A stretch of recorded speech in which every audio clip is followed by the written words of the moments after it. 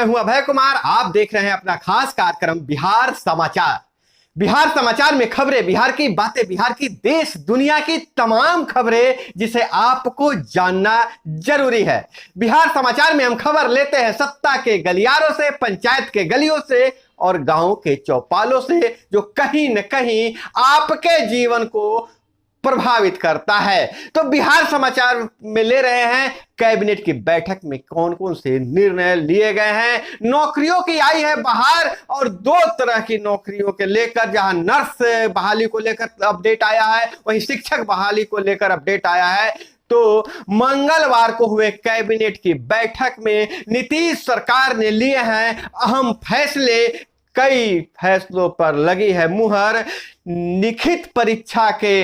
लिखित परीक्षा से बहाल होंगे एएनएम, अब जिला नहीं स्टेट कैडर होंगे एएनएम। और वहीं कैबिनेट के फैसले में शराब के साथ पकड़े गए वाहन की कीमत का 10% या अधिकतम 5 लाख रुपए जुर्माना देकर छुड़ा सकेंगे। वाहन अब जब्त जो होती थी तो वाहन की कीमत का 10% और अधिकतम 5 लाख रुपए देकर शराब के साथ पकड़े गए वाहन को छुड़ा सकेंगे।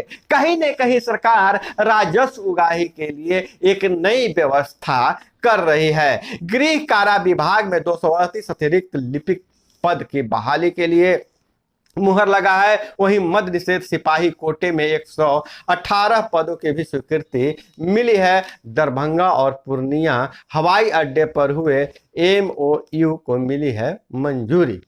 बिहार मद्य निषेध अवर सेवा नियमावली 2017 में बदलाव हुआ है, संशोधन किया गया है। संशोधन की मंजूरी रह गई है। पूर्व के नियमावली में मद्य निषेध सिपाहियों को कंप्यूटर सक्षमता जांच परीक्षा उत्तीर्णता का प्रावधान नहीं था। अब नए संशोधन नियमावली में मद्य निषेध सिपाही की सेवा संपुष्टि के लिए कंप्यूटर साक्षरता जांच परीक्षा उत्तीर्ण करना अनिवार्य होगा। वहीं शिक्षक भर्ती की वैकेंसी आज निकल गई है।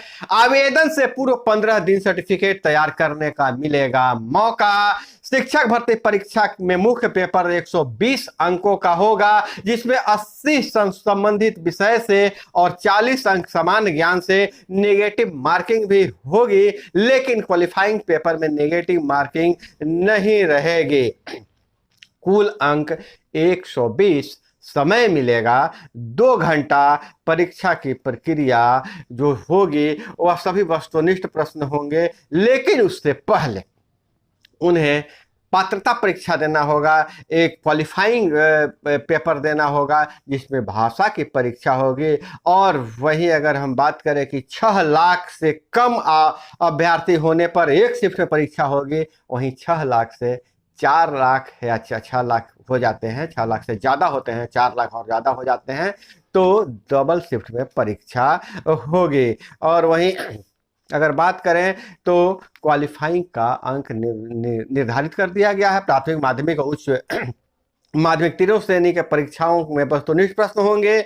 मेधा निरीक्षण के लिए श्रेणीवार क्वालिफाइंग अंक निर्धारित किए गए हैं। सामान्य अध्ययन की लिखित परीक्षा सामान्य वर्ग के लिए 40%, पिछड़ा वर्ग के लिए 36.5, अत्यंत पिछड़ा वर्ग के लिए 34 तथा अनुसूचित जाति, अनुसूचित जनजाति, महिला, दिव्यांग अभ्यर्थियों के लिए 32% न्यूनतम अर्हता अनिवार्य किया गया है। और वह बात करें तो जहां मणिपुर में हालत से दुखी ओलंपियन चानू समेत 11 खिलाड़ी बोले पदक लौटाएंगे। खिलाड़ियों ने घाटी के जिलों में नागरिकों पर हमले की कड़ी निंदा की है। और वहीं अजब गजब पटना से खबर आ रही है। पत्नी भाग गई तो पटना जंक्शन को बम से उड़ाने की दी धमकी। सीआरपीएफ का भगोड़ा जवान सहरसा से गिरफ्तार कर लिया गया है। वहीं 159 निकायों में मुख्य डंपिंग यार्ड की घेराबंदी करके विकसित होगा ग्रीनलैंड। रहन वासियों की सुविधा। 6.5 लाख लोगों को कूड़े के परेशानी से मिलेगी निजात। बैरियाचक डंपिंग यार्ड 4.99 करोड़ रुपए से होगी बाउंड्री। अस्थाई व अस्थाई मिला के 1250 डंपिंग यार्ड हैं। और वहीं मोदी शाह की जोड़ी ने भाजपा महिला नेत्रियों को राजनीति के हमें हाशिए पर ला दिया है। लेसी सिंह का बयान है। मंत्री ने कहा, नरेंद्र मोदी कार्यकाल में 9 साल महिला अपमान के लिए बेमिसाल है। और मंत्री ने कहा, वंचित किसानों को लाभ पहुंचाने के लिए सहकारिता विभाग कर रहा है प्रयास। सूचना प्रौद्योगिकी में क्रांति के लिए सरकार कर रही है। मोहम्मद इसराइल का यह बयान है। और जदयू को खाली डिब्बा बताकर रालोजद में शामिल हुए हैं कई नेता। और इधर गोवा की तरह बिहार को भी पर्यटन सहित विभिन्न क्षेत्रों में विकसित करने का प्रयत्न करे राज्यपाल। और राजभवन के दरबार हॉल में एक भारत श्रेष्ठ भारत के तहत गोवा दिवस का किया गया है आयोजन। और इधर नीतीश कुमार बोले, हर की पौड़ी की तरह होगा सिमरिया धाम, 2024 तक बनेगा। मुख्यमंत्री ने गंगा दशहरा पर बेगूसराय के सिमरिया में गंगा तट पर घाट सुंदरीकरण अन्य सुविधाओं का कार्य शुरू करवाया। नेपाल तक के लोग सिमरिया आते हैं, पैसे की कमी नहीं होगी। और बिहार में 13 दिनों तक मौसम सामान्य रहने के बाद फिर चढ़ा पारा। 1 जून से 3 जून तक चलेगी लू। आज पूर्णिया, पश्चिम चंपारण, अररिया में हीट वेव का अलर्ट। बादलों के साथ धूप आता में रहेगी उमस भरी गर्मी। और वहीं शिक्षा रोजगार की बात करें तो मौलवी और फौकनिया की परीक्षा जुलाई के पहले सप्ताह में। मदरसा बोर्ड पहली बार एनसीईआरटी सिलेबस पर होगी परीक्षा। मौलवी में 4 स्ट्रीम की होगी परीक्षा। साइंस में 26 और आर्ट्स में 30% प्रश्न होंगे ऑब्जेक्टिव। और पाटलिपुत्र यूनिवर्सिटी जून में शुरू होगी पीजी की 12,000 सीटों पर दाखिला।